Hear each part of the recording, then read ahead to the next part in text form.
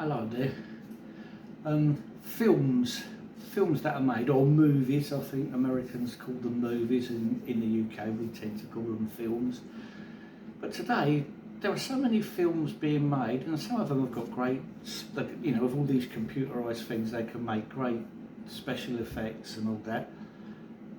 But it seems as though we've overdosed on all of that sort of thing over the past 10 years or so, and the excitement of films doesn't seem to inspire people anymore. I mean, I don't really want to go to the cinema nowadays because it's not, the experience of going to the cinema is not the way it used to be.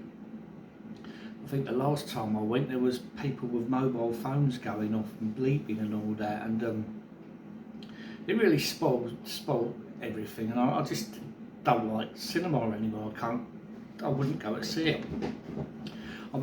The last time I went, was with my wife in the afternoon to see the Bohemian Rhapsody, and because it was a weekday afternoon, it was fairly empty in the actual film place out in Wisbech in the Fenlands of Cambridgeshire, and yeah, that was all right, but they just don't get that flick switch anymore like you did when you was younger. The cinema, or the flicks, or whatever you would like to say, it was a great thing. And now they're making all these various different films that have all got great effects, but after a while you see through all the computer animation and it becomes what a lot of people call lazy CGI, and there is so much of it, it tends to take over the actual concept of the film or the story itself. Sometimes there's not much substance to a story, but you've got loads of CGI things. I think I tried to watch one of those Transformer films once, and they were smashing up cities, these great big giant robot things smashing up cities, and I think they ended up in a big American city somewhere, and then it ended up in Hong Kong, if I remember rightly. And after about so long of it, I'm thinking, all this is just watching special effects of buildings being smashed up. You couldn't really understand what the story was about. And I abandoned the film in the end. I couldn't watch it. It just got on my nerves. And every now and then, amongst all this, you do get the odd little thing that flicks a switch, because I read lots of books, and I always remember really loving reading the Dune novel, the very first one, just the first Dune story. And when they made it in 1984, I was all eager to see it. It was very patchy compared to the actual novel, but it was still enjoyable. I liked the feel of the film, the way everything was dressed. I loved the look of the Bene Gesserit priestess ladies and everything. I thought they looked really good. And when the HBO made a TV series about it, I thought it was good. You could see it was not quite as on the level of the film, the 1984 film, but it was good because it had much more of the story of the book within the story, and so in 3 parts it works. So I liked all 3. I've got both of them renditions, and then this latest one that's been made in 2 parts, I thought that was very good. I really liked that. So that you do get the odd exception of modern films sometimes coming through that are good, that are entertaining, but with that one exception, I can't really think of any films that I've really wanted to get out there and watch. And when they do come around on the live stream, and I know people say, oh, you should go and see it at the cinema and all that, but I don't like going to the cinema to see these films. I just do not enjoy the experience anymore. I just think we're being overdosed on films nowadays. I know I've been talking about newspapers and terrestrial news, mainstream news, everything that's presented to us, and I'm wondering if collectively as people we're forming a resentment from these people that are high up, providing all these things for us on TV, all this type of entertainment, whether it be news, whether it be newspapers, or whether it be films, because many of these new film projects that are being produced, they're just getting this backlash from so many critics, and I have to be honest, I agree with lots of these critics about how bad some of these some of these films are.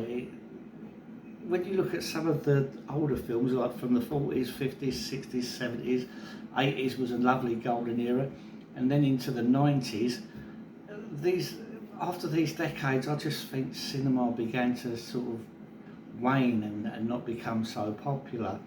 I know there's lots of things with Hollywood going on at the moment with all these various different woke type agendas that have really failed big time. I don't think they've done the film industry any favours. I think they started off doing all the old comics from the 50s and 60s. I used to love looking at the comics in the 50s and 60s when I was a little kid, and then they had all these Marvel Universe and DC Universe films that were coming out, and I didn't like them. I haven't really liked any of them. I thought the Iron Man one looks good, you know, he looks like the Iron Man, but if I was to watch any of them films, I would want them to be set in a prehistoric 1950s or 1960s America, or even a prehistoric late 1940s America, because the cartoon drawings of the comics at that time always did that. And when I watched things like The Shadow and The Phantom, and there was The Rocketeer, they all set them in a 1930s setting, and in many ways that sort of captured the the feel of what the comics were like. And so I think I wish when they make things like Thor or Hulk or when the first Captain America film started off in that realm, and then at the end of it he falls into this long sleep and wakes up in the modern day, and it ends with him waking up in the modern day, and so you know you're only going to get modern day films with him in that setting. I just think they should go back to the old settings. Even James Bond, you know, James Bond, I've read the James Bond novels. They're all set in a lot of them are all set in the 50s, Ian Fleming stories in the 50s. And one of the best ones that I ever saw was Moonraker, which is nothing like the Roger Moore film. Moonraker is set exclusively in the United Kingdom between London and Kent. And when you read it, you're in this 1952 setting. His car isn't an Aston Martin, it's one of those Bentleys, a bit like the green spoke-wheeled Bentley that John Steed and Emma Peel drove around in the Avengers series. I wondered if they got the idea from the original Ian Fleming books. But there's a great car chase along the M2 with James Bond in one of these Bentleys, a 1929 Bentley, zooming after this Mercedes sports car which Hugo Drax is in.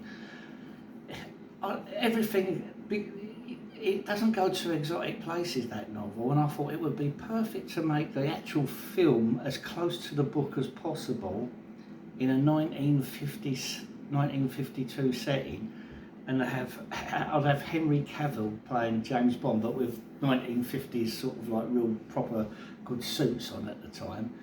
And there's the Irish actress who I'd like to play the heroine in it. She's in Outlander and things like that, but I can't remember what her proper name is. She was also in the film Belfast as the boy's mother. I think she would make a great character for the heroine. It's a splendid story, and it's a little bit not like most James Bond stories.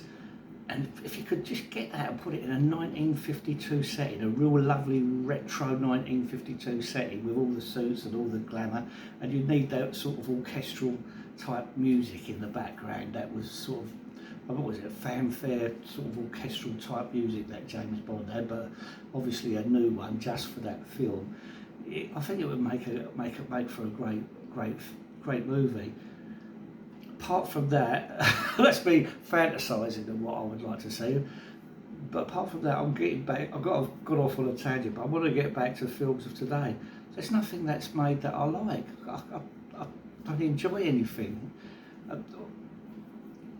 I mean, there are the odd few TV series like HBO and on Prime and all that have produced some good things, like The Sopranos and everything like that. I thought that was very good.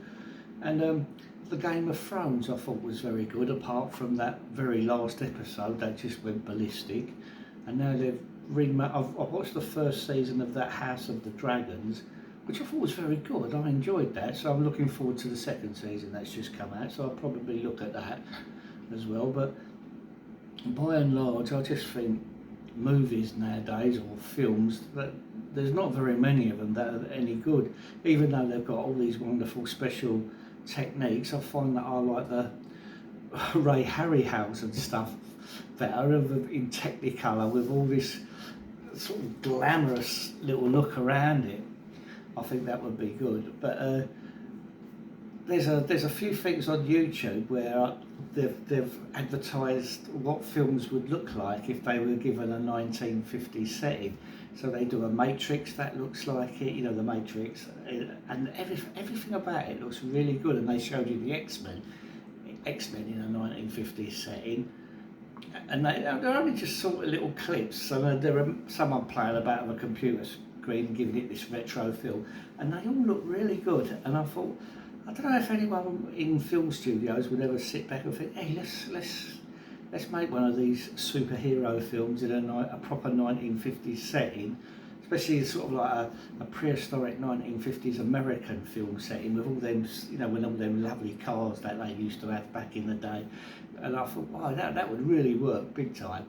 Anyway, what do you think about films in general nowadays, and maybe set some of these superhero films in a retro 1950s setting? Do you think it would work? Do you think it would pull people in? You don't have to have loads and loads of fabulous special effects.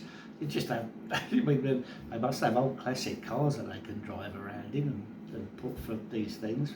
But what do you think anyway? All the best.